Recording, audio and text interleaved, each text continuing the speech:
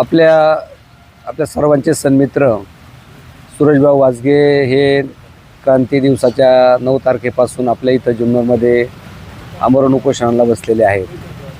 विषय आहे जुन्नर तालुक्याच्या पश्चिम आदिवासी भागामध्ये जो काही प्रकल्प अदानी कुटुंब त्या ठिकाणी ग्रुपचा येत आहे, त्या प्रकल्पाला तो तालुक्यामध्ये प्रकल्प येता कामा नये। तो प्रकल्प आल्याच्यानंतर तालुक्यामध्ये आदिवासी भागामध्ये काय काय घडामोडी त्या ठिकाणी घडणार आहेत, या सगळ्या गोष्टींना अनुसरून भाऊ तुम्ही या ठिकाणी उपोषणाला बसलात। पहिल्यांदा मी तुमच्या उपोषणाला आमचा सगळ्यांचा त्या ठिकाणी पाठिंबा आहे। आताच माऊलींनी पण उल्लेख केला। खरं तर आपला जुन्नर तालुका हा निसर्गाने नटलेला तालुका आहे। 5 धरणं या तालुक्यामध्ये आहेत। माऊलींनी उल्लेख केल्याप्रमाणे GMRT सारखा प्रकल्प तालुक्यामध्ये पूर्व भागामध्ये आला आणि त्या प्रकल्पामुळं आपल्या तालुक्यामध्ये कुठलेही औद्योगिक त्या ठिकाणी वसाहत त्या ठिकाणी होऊ शकलेली नाही, इंडस्ट्री आलेली नाही। त्यामुळे तालुका आपला शेतीप्रधान तालुका आहे। मग शेतीप्रधान तालुक्यामध्ये जर धरणांचा जर परिसरामध्ये जर आमचा हा प्रकल्प जर येणार असेल, तिथं असणारा आमचा आदिवासी बांधव त्याचे जे काही त्याच्या आताच्या जीवनामध्ये त्याला जे अडीअडचणी आहेत, या प्रकल्पामुळं तो विस्थापित होऊन अनेक अडचणीला त्या ठिकाणी त्याला सामोरं जावं लागणार आहे।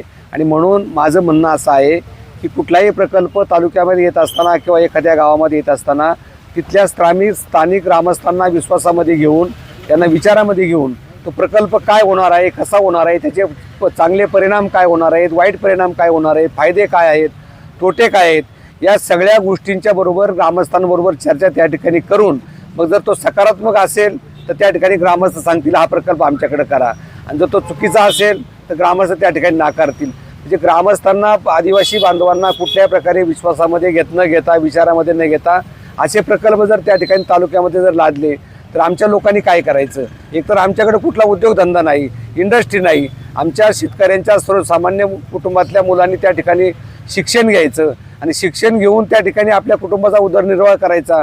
इथं इंडस्ट्री नसल्यामुळं मुलांना त्या ठिकाणी स्थानिक भूमिपुत्रांना नोकऱ्या त्या ठिकाणी मिळू शकत नाही। मग असे जर प्रकल्प त्या ठिकाणी त्या प्रकल्प येताना सांगत असतात की आम्ही स्थानिक लोकांना त्या ठिकाणी प्राधान्य देऊ, न्याय देऊ, पण तसं प्रत्यक्षामध्ये कधीही घडत नाही। स्थानिक लोकांना फक्त सिक्युरिटी म्हणा किंवा शिपायामध्ये त्या ठिकाणी कामाला ठेवलं जातं।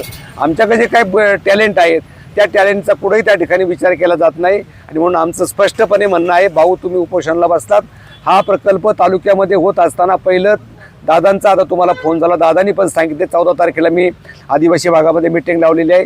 त्या भागामध्ये जे काही लोक आहेत त्या लोकांचं, सगळ्या तालुक्यातल्या सर्व पक्षीय लोकांचं त्या ठिकाणी म्हणणं त्या ठिकाणी ऐकून घेऊन मग हा प्रकल्पाचा पुढं कसं त्यामध्ये त्याला आपण फेस करायचे हा निर्णय त्या मीटिंगमध्ये त्या ठिकाणी आपण घेऊ।